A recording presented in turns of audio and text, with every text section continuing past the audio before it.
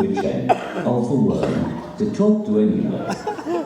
The book says that Mr. Chatterbox is one of those people who simply can't shut up. I call those people bastards. Turn over to the second page, and he's still bloody talking to the same worm. I didn't even know worms could live that long. When I was little, I used to eat worms straight away, or try to put them in my sister's ear. Guess what he's doing on the third page? Is he having a rest? No. Is he having a cheeky poo? No. That's right. He's still bloody talking. He even talks to himself on the fourth page, as if he really wants to rub it in my face. Admittedly, this does suggest he has mental issues not explored in this book. As if all this talking wasn't enough, he has even called his house Chatterbox Cottage. Only dickheads give their house a name. The Tosser. As you can see, I'm still not really over it. It probably doesn't help that I carry a copy of the book around with me, really. I did ask if I could burn it on stage tonight. Because, of course, burning books has never caused any trouble before. But apparently it's too much of a fire risk. So I have decided I'm going to rip it up instead. And I'm going to enjoy every second.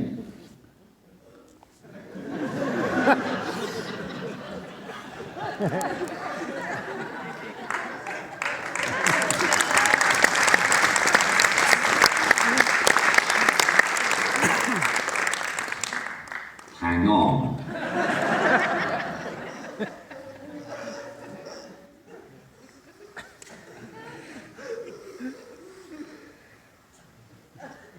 I think I'm getting somewhere.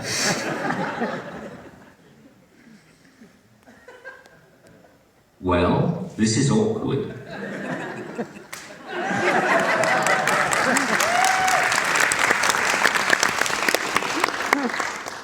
In conclusion, Mr. Chatterbox is a dick.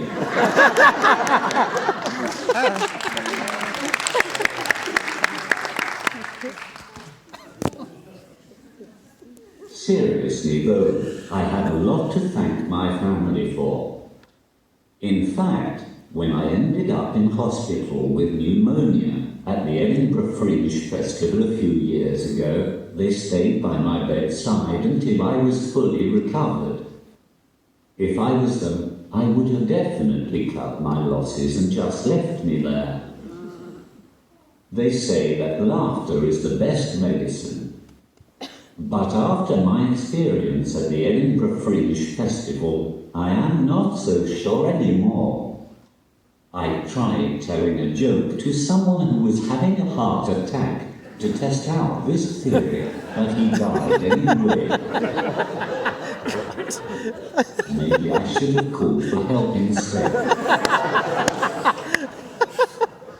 Laughter is the best medicine. Sounds like something conservatives would say to cut waiting times at accident and emergency units and reduce spending. Soon, instead of going to hospital when you cut your head open, you will be prescribed some tickets to go see Russell Brand. Let's face it, he probably has something that can help take away the pain anyway. The same people who say that laughter was the best medicine were probably the same people who said that sorry seems to be the hardest word. I can safely say that it isn't, because I can't say any of the other words in the dictionary either. If anything, the best medicine has to be Calpol. With all its purple goodness, that stuff could cure anything that was wrong with me when I was a child. Mummy, I've just banged my head. Can I have some Calpol? Mummy, I've just been stung by a bee. Can I have some Calpol? Mummy, I've just been run over by a lorry. Then reversed back over me. Then the driver got out and started kicking me in my balls. Then this random dog turned up and started to bite me. Then I walked into a lamp post on the way home and fell into oncoming traffic. Can I have some Calpol? It all started after one of my Saturday night shows. I'd had pains in my stomach all day, and it just got worse during my gig. In fact, I'm surprised I didn't collapse on stage and roll around the floor. Not because it was hurting with much. I'm just a typical attention-seeking man. Eventually, a few hours later, the pains had got so bad that I had to ring for an ambulance. That was awkward in itself. The first 2 times I tried, the operator assumed I was an automated message trying to sell them PPI. I should have expected it, really. My body tends to like to bring me down to earth with a bump when I'm enjoying myself most. It's almost as if it has decided that it must remind me that I'm disabled at every available opportunity. You can probably tell from all my bumps and bruises, but if I'm not lying in hospital, then my body isn't happy. In fact, I've been in accident and emergency but many times that I've started earning reward points. I only need 5 more visits and I get some morphine. And if I make it to 25, I get to choose which nurse I want to help at bath time. Eventually, I was finally diagnosed and I was put on a ward to be looked after properly. As you can imagine, most of my fellow patients were quite literally knocking on heaven's door. In fact, some of them looked like they hadn't even bothered to knock and had just gone straight in. I did start to miss the festival after a while, but being in hospital was a lot like being at a festival anyway. It was overcrowded, cost loads to park your car, you hardly got any sleep, everyone was on drugs, and everyone left with more infections than they came in with.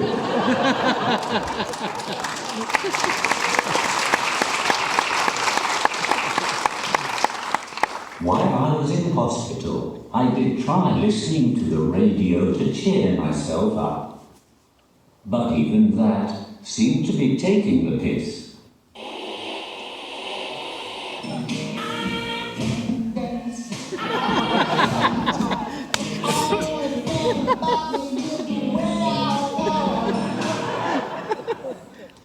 Every time I put it on, it took the piss.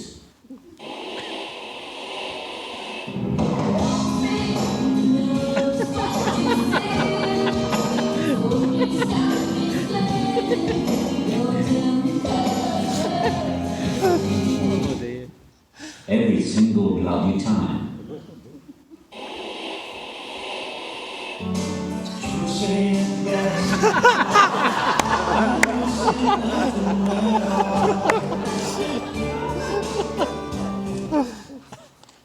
And then, just when I thought it couldn't get any worse, it played one of my biggest hits. Push me, and I'm just like me, till I can get my satisfaction. I must admit that being in hospital wasn't all bad though. Some of the nurses were quite fit. After 3 weeks of being stuck in there, I even considered some of them males. Of course, it was hard to know which shut-up line to use on any of them. especially after they'd already helped me have a piss into a bottle and shoved some tablets up my arse. I'm not exactly sure where I could have gone after that. I'll be honest, I'm not very good at chatting up the ladies anyway. I don't think my posh, old man voice helps. Speaking from the personal experience of a bloke with a disability, I think that the dating game is much harder for people like myself. After all, I'm 38 years old and have only had 3 serious relationships. I went speed dating last week. The first girl I met was very posh. In 3 minutes I found out her name was Henrietta Huntington Smith.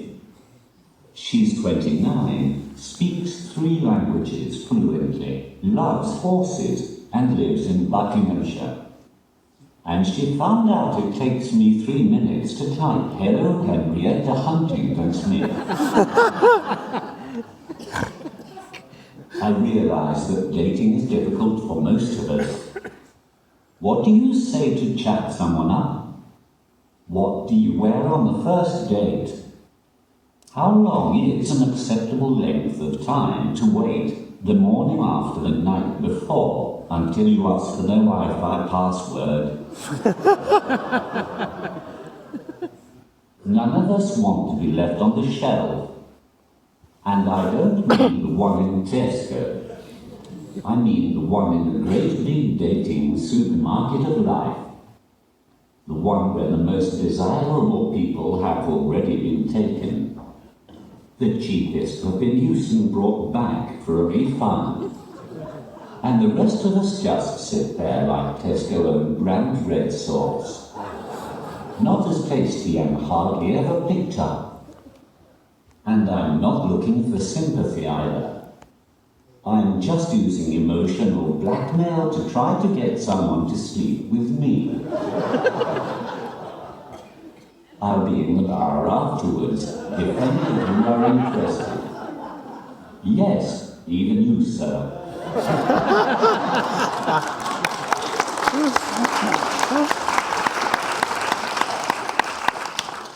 But I'm afraid I've got something I want to confess. I'm prepared to admit that, to my great shame, on a couple of very isolated occasions, I did exploit my disability to persuade a woman to sleep with me. And I would like to apologize to those women now. Debbie and Maria, what can I say? I am so very, very sorry. There really was no excuse. And Michelle, sorry to you. And Anita, 1,000 apologies. And Jane, Jessica, Sinead, Alice, Jane again for that 2nd time. Paula, Trina, Isabella, Charlotte, Emily, Jane for that 3rd time in the kitchen. Emma, Olivia, Sophie. And with a knee, and without a knee. Rose and Jasmine, that was at the same time, so you can share an apology. Abby, Zoe, Penelope, Lillian, Haley, Gabriella, Hannah, Violet, Grace, Rebecca, and Rebecca's mum that other time. Leah, Elissa, Ebony, Michael, what a night that was. Hey, go on, man. Elizabeth, Faith, Jane for that time in the disabled toilets. Harper, Madison, and Victoria. But not Brenda. Brenda can do one.